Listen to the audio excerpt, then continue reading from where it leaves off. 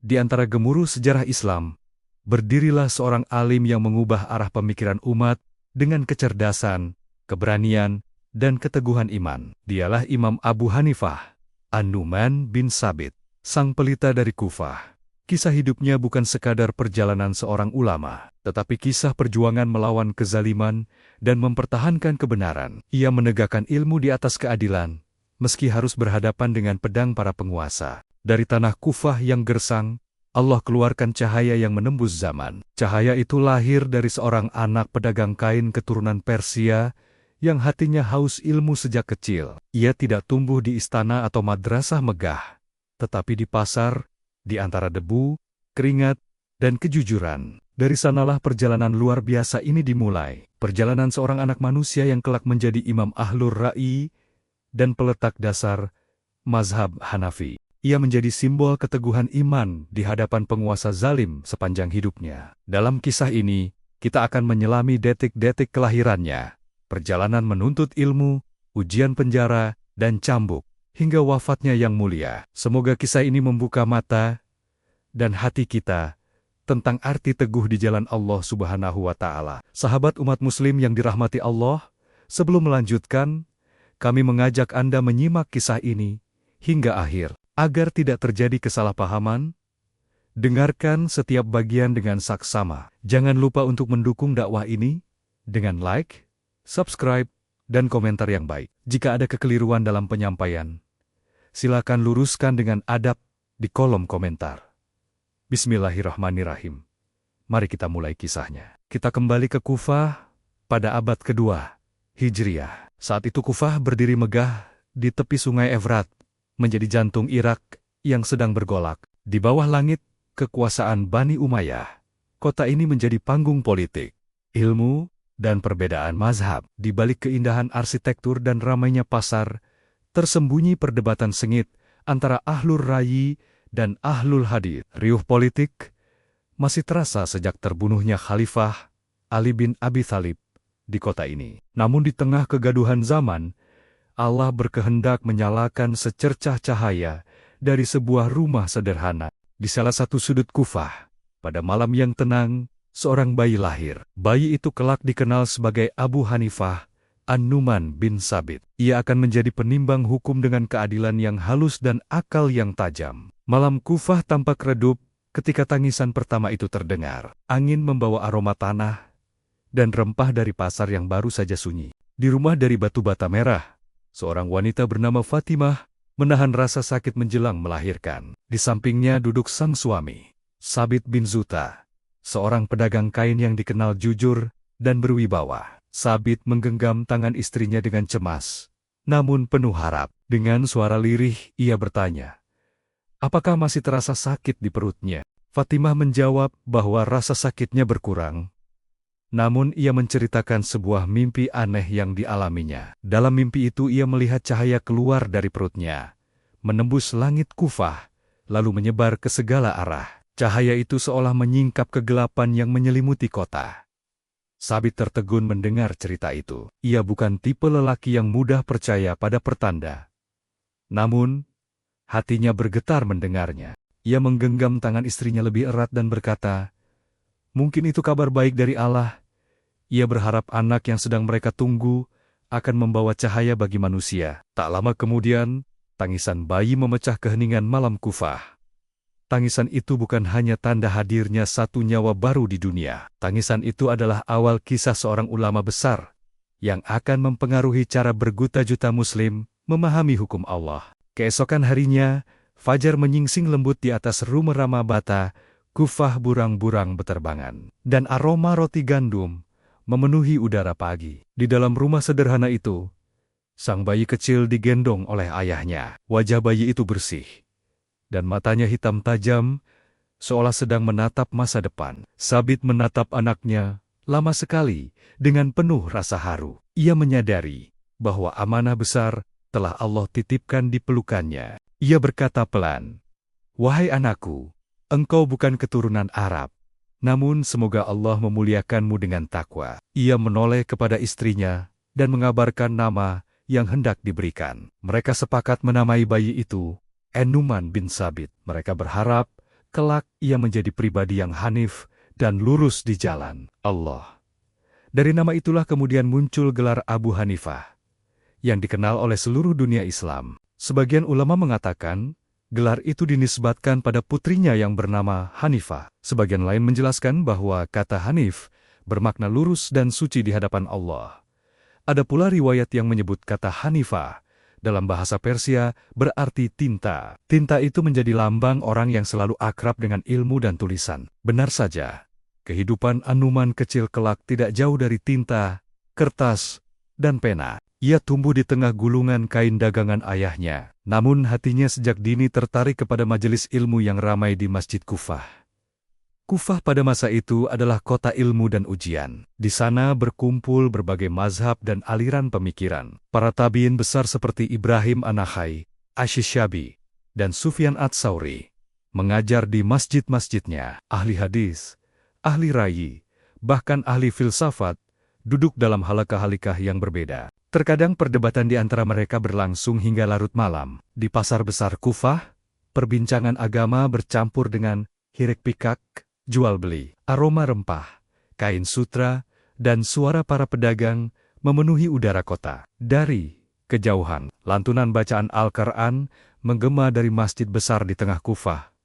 Di kota itulah, An-Nu'man kecil tumbuh di antara dua dunia. Ia berada di antara dunia bisnis keluarga dan dunia ilmu yang memanggil jiwanya. Suatu sore, Sabit mengajak putranya berjalan di pasar. Di antara gulungan kain berwarna-warni, anak itu duduk memperhatikan sekelompok ulama yang berdiskusi di pojok jalan. Suara mereka lembut tetapi tegas ketika menyebut kota-kota seperti kias, ijma, dan fatwa. Istilah-istilah itu belum ia pahami, tetapi terasa agung di telinganya. Dengan polos, ia bertanya kepada ayahnya, mengapa mereka berbicara tanpa menjual apapun. Sabit tersenyum dan berkata bahwa mereka tidak menjual dunia, tetapi memperjualbelikan ilmu. Ia menjelaskan bahwa ilmu jauh lebih berharga daripada seluruh kain dagangannya. An-Nu'man memandang para ulama itu dengan penuh kekaguman. Ia berkata pelan, suatu hari nanti, ia ingin duduk bersama mereka. Ayahnya menjawab bahwa jika Allah mengizinkan,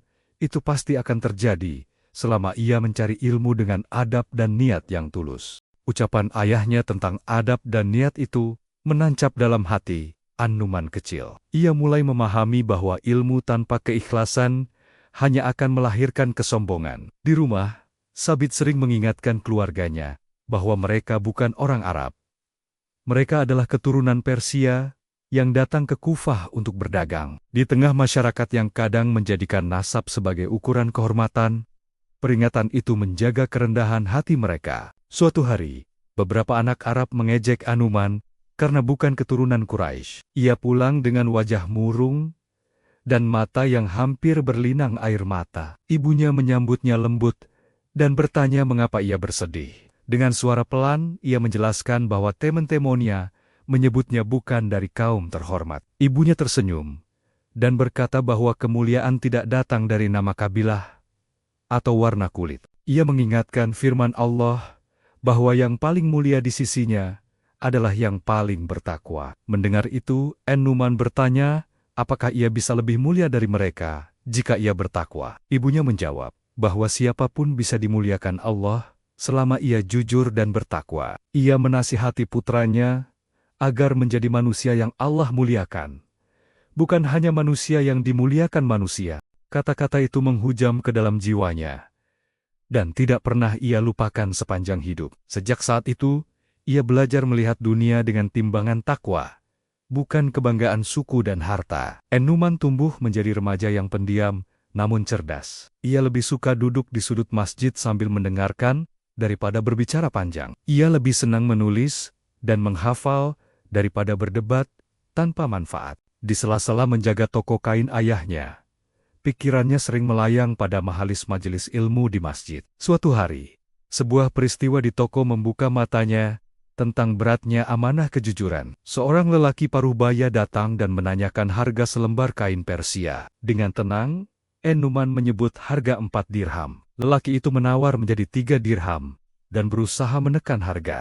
Setelah menimbang sebentar, An-Nu'man tetap bertahan dengan harga 4 dirham demi menjaga hak ayahnya. Lelaki itu akhirnya setuju dan membayar kain itu dengan senyum, merasa menang. Tak lama kemudian, Sabit datang dan memeriksa stok dagangan. Ketika tahu kain ungu Persia telah terjual seharga 4 dirham, ia terkejut. Ia menjelaskan bahwa harga belinya saja 4 dirham, tanpa keuntungan sedikitpun. Wajah En-Numan memerah karena menyadari bahwa ia menjual tanpa keuntungan karena kurang teliti. Namun tak lama setelah itu, lelaki pembeli kain kembali ke toko dengan wajah cemas. Ia mengaku khawatir telah menzalimi sang pemuda, karena kain itu sebenarnya lebih mahal. En-Numan justru semakin gelisah mendengar pengakuan itu. Ia mengambil 1 dirham dari laci, dan menyerahkannya, agar sang pembeli merasa tenang. Ia berkata bahwa ia tidak ingin ada seorang pun merasa menzaliminya, karena urusan dunia. Lelaki itu heran, dan berkata bahwa ia bisa saja menyimpan uang itu, tanpa ada yang tahu. En-Numan menjawab singkat bahwa Allah selalu tahu. Lelaki itu menatapnya lama lalu berkata, "Jika ada pemuda seperti ini di Kufah, maka kota ini belum binasa." Dari kejadian itu, Sabit melihat sesuatu yang berbeda pada putranya. Ia menyadari bahwa hati anaknya tidak rela mengambil dunia dengan cara yang kotor. Malamnya, di rumah yang sunyi, En-Numan duduk memandangi gulungan kain yang masih tersisa. Ia merenung bahwa selembar kain saja bisa menjadi ujian kejujuran bagi dirinya. Ia membayangkan betapa beratnya amanah jika menyangkut urusan agama dan fatwa. Ia berkata dalam hati bahwa jika ia salah dalam dagang, kerugian hanya di dunia. Namun jika ia salah dalam agama, kerugian bisa ia bawa sampai akhirat. Malam itu ia menengadahkan tangan dan berdoa agar Allah menjadikannya penjaga agama, bukan sekadar penjaga kain. Doa yang tulus itu mengetuk pintu langit, meski ia belum menyadarinya. Beberapa hari kemudian, di pasar yang sama, Allah mempertemukannya dengan seorang ulama besar, Amir As-Syabi, seorang tabi'in yang terkenal dengan keluasan ilmu, sedang berjalan melewati kios-kios pedagang. Janggutnya telah memutih, namun wibawa dan suaranya tetap kuat. Ia berhenti di depan toko Sabit dan memperhatikan pemuda yang sibuk melipat kain, namun sesekali melirik ke arah masjid. Ia memanggil pemuda itu dan menanyakan namanya. Dengan sopan, pemuda itu menjawab bahwa ia adalah En-Numan bin Sabit. As-Syabi kemudian bertanya, apakah ia belajar ilmu? Dengan jujur ia menjawab bahwa pekerjaannya berdagang, namun hatinya mencintai majelis ilmu. As-Syabi menatap wajahnya lebih dalam dan melihat cahaya kesungguhan di matanya. Ia berkata bahwa pada wajah pemuda itu terlihat cahaya fikih yang tidak boleh dipadamkan oleh urusan dunia. Ia menasihatinya agar pergi menuntut ilmu sebelum dunia menuntut seluruh waktunya. Perkataan itu menghantam jiwa En-Numan seperti petir di siang bolong. Malam itu, ia termenung lama di bawah sinar lampu minyak, memandangi kengken yang menggantung di dinding. Ia bertanya dalam hati, apa gunanya harta jika akhirnya semua akan fana? Ia merasakan bahwa ada panggilan lain dalam hidupnya selain berdagang. Pada malam berikutnya, ketika Sabit tertidur, En-Numan keluar diam-diam menuju Masjid Kufah. Di masjid, obor-obor kecil masih menyala menerangi halakoh-halakoh ilmu. Beberapa ulama duduk mengelilingi tiang masjid, membahas iyatiat Al-Quran dan hadis Nabi.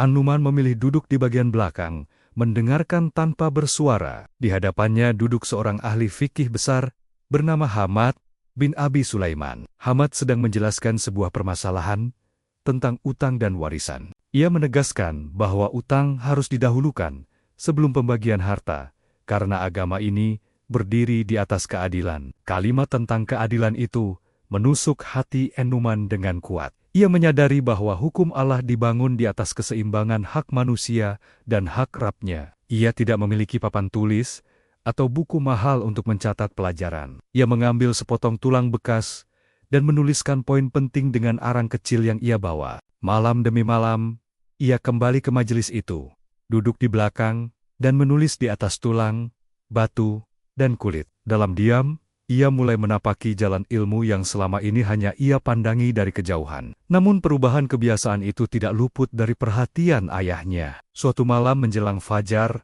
Sabit menunggunya di depan pintu rumah. Saat En-Numan pulang dari masjid, ayahnya bertanya dari mana ia baru saja kembali. Dengan jujur, ia menjawab bahwa ia pulang dari majelis ilmu Hamad bin Abi Sulaiman. Sabit heran dan mengingatkan bahwa ia telah mempercayakan toko dagangan kepada putranya. Ia menegaskan bahwa dagang mereka besar dan butuh penerus yang bisa mengurusnya. Ia bertanya, apakah tidak cukup bagi putranya belajar sedikit agama sambil tetap menjadi pedagang? Dengan hormat, An-Nu'man menjelaskan bahwa dagang itu sunnah dan mulia, tetapi ia merasakan kelapangan lain dalam ilmu. Ia berkata bahwa dadanya terasa lapang dan tenang ketika duduk di majelis fikih. Sabit lalu bertanya, siapa yang akan memberi makan keluarga jika ia meninggalkan toko? Dengan yakin, An-Nu'man menjawab bahwa Allah Ar-Razzaq yang menjamin rezeki mereka. Ia memohon izin untuk mengejar rezeki ilmu, bukan hanya rezeki kain dan koin. Air mata hampir jatuh dari mata Sabit mendengar tekad putranya. Di antara kecewa dan bangga, ia bertanya, apakah putranya sungguh rela meninggalkan warisan dagangnya? An-Nu'man menjawab bahwa ia tidak meninggalkan ayahnya, tetapi ingin mencari Allah melalui jalan ilmu. Hening menyelimuti ruangan kecil mereka malam itu.